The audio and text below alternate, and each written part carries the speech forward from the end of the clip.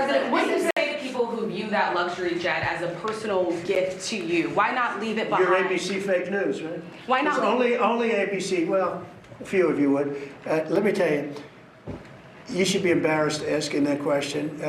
They're giving us a free jet. I could say, no, no, no, don't give us. I want to pay you $1 billion or 400 million or whatever it is. Or I could say, thank you very much. You know, there was an old golfer named Sam Snead. Did you ever hear of him? He won 82 tournaments. He was a great golfer. And he had a motto: when they give you a putt, you say, thank you very much. You pick up your ball and you walk to the next hole. A lot of people are stupid. They say, no, no, I insist on putting it. And then they putt it and they miss it. And their partner gets angry at them. You know what? Remember that, Sam Snead. When they give you a putt, you pick it up and you walk to the next hole and you say, thank you very much. Respectfully, sir, as a businessman, some people may look at this and say, have you ever been given a gift worth millions of dollars and then not received anything? It's not a gift to me, it's a gift to the Department of Defense. And you should know better, because you've been embarrassed enough, and so has your network. Your network is a disaster. ABC is a disaster. What Qatar should give Trump is a new tanning routine, you know, a greenish-brown color that leans more towards the tint of what he really is, a corrupt piece of shit. Has Qatar asked for anything in exchange for that $400 million luxury jumbo jet? And how can the American people be so sure that they will not in the future? Well, I think what happens with the plane is that, you know, we're very disappointed that it's taking Boeing so long to build a new Air Force One. You know, we have an Air Force One that's 40 years old. And if you take a look at that compared to the new plane of the equivalent, you know, stature at the time, it's not even the same ballgame. You look at some of the Arab countries and the planes they have parked alongside of the United States of America plane, it's like from a different planet. And it's close to 40 years old, might be more than 40 years old now. And we, when I first came in, I signed an order to get it built. I took it over from the Obama administration. They had originally agreed. I got the price down much lower.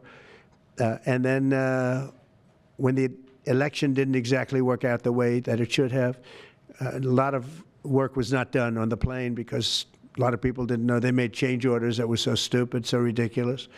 And it ended up being a total mess, a real mess. And when I came back, I said, by the way, what's going on with the Boeings that are coming in? Well, sir, they're way behind. And they are. They're way behind. They were way behind. Another mess that I inherited from Biden. Yeah, two things.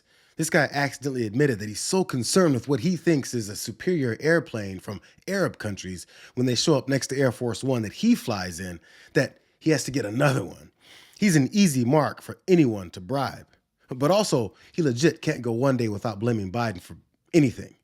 It was Joe's fault I had to take an airplane bribe. And by the way, he never answered the question of whether or not they asked for something in return and how Americans can be sure that they won't in the future. And I think Qatar, who has really, we've helped them a lot over the years in terms of security and safety. I think they end very, very nicely, and I have a lot of respect for the leadership and for the leader, Qatar.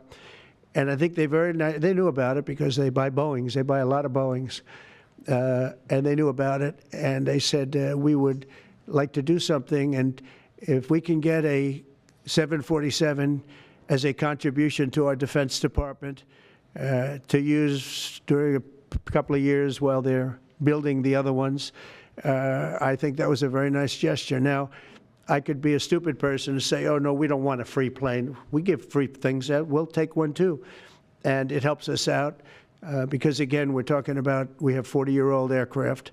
The money we spend, the maintenance we spend on those planes to keep them tippy-top is astronomical. You wouldn't even believe it. So I think it's a great gesture from Qatar. I appreciate it very much. I would never be one to turn down that kind of an offer. I mean, I could be a stupid person and say, no, we don't want a free, very expensive airplane. But I thought it was a great gesture. You know, the playbook on getting anything you want from Trump has been out since the first time he got into politics, and probably was the standard when he was tanking every business that he touched. It's why every time anyone asks why they should overlook the blatant corruption and unethical behavior, the answer is always this empty. Clarify that Qatar is giving us a new Air Force One as a personal gift to President Trump. Are they gifting it to the country? What could you tell us about this luxury liner that looks like a hotel in the air? Well, the Qatari government has graciously offered to donate a plane to the Department of Defense. The legal details of that are still being worked out, but of course, any donation to this government is always done in full compliance with the law, and we commit ourselves to the utmost transparency, and we will continue to do that. Do you worry that if they give us something like this, they want something in return? Absolutely not, because they know President Trump, and they know he only works with the interests of the American public in mind. Come on, it's Trump. Everybody knows he wouldn't do anything corrupt or participate in a quid pro quo, except for all those times that he blatantly talked about doing favors for cash, leaned on Ukraine to investigate political enemies. At that time that he was busted on a phone call asking for Secretary of State to find him votes that didn't exist when he lost in 2020. He literally has more examples of corruption than he does doing things straight up. And he is standing here for the American people. I don't know what, there's writers like Lord Elizabeth Warren or Robert Reich who are saying that President Trump is on this side of the oligarchs. There has never been a president more willing to stand up to the oligarchs than President Donald Trump. Yeah, they want you to overlook the fact that his cabinet is full of billionaires that are manipulating every agency that they touch to financially benefit themselves at the expense of regular Americans. You're supposed to forget that Jeff Bezos, Mark Zuckerberg, and Elon Musk were front row at his inauguration for the sake of favorable policies to push their businesses forward. RFK Jr. himself wants you to scrub your mind after seeing he and Trump talk about him dropping out and helping in exchange for the position that he wanted in the cabinet. Everything he does is transactional, and everyone that wants something is not shy about bribing him for it. The president posted another ad this week for his Trump meme coin. The group that's running that coin is encouraging people to buy in order to win a dinner this month with the president. Why is the president planning to attend a dinner for the top investors in his coin? Look, the president is abiding by all conflict of interest laws. The president has been incredibly transparent with his own personal financial obligations throughout the years. The president is a successful businessman, and I think, frankly, it's one of the many reasons that people reelected him back to this office. There are at least some people who are buying this coin who seem to view it as an opportunity to influence the president's views. There was a logistics company this week that said they would buy $20 million in the coin in order to advocate for free trade between the U.S. and Mexico. If buyers are buying for that reason, are they wasting their money? Look, I can assure you the president acts with only the interests of the American public in mind, putting our country first and doing what's best for our country, full stop. That's his intention, and that's what he's focused on. And when cornered like she was there, the answer always goes back to trust us. Despite all the proof in the world, he's not doing exactly what the people paying him are saying he's doing. The Emoluments Clause of the United States Constitution says that a person holding a position of trust with the United States government cannot accept a gift from a foreign government without the consent of Congress. Benjamin Franklin, who was ambassador to France, had to go to Congress to get consent to accept a snuff box that had diamonds on it from the government of France.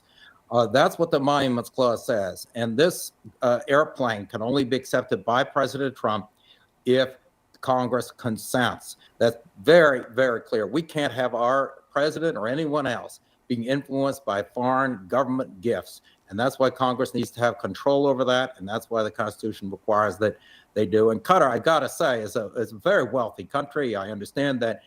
They also have been spending over $1 billion supporting Hamas over the years. It's somewhat ironic for the United States to be accepting a gift from Qatar. This is money that really should be used rebuilding Gaza and getting Hamas the heck out of there.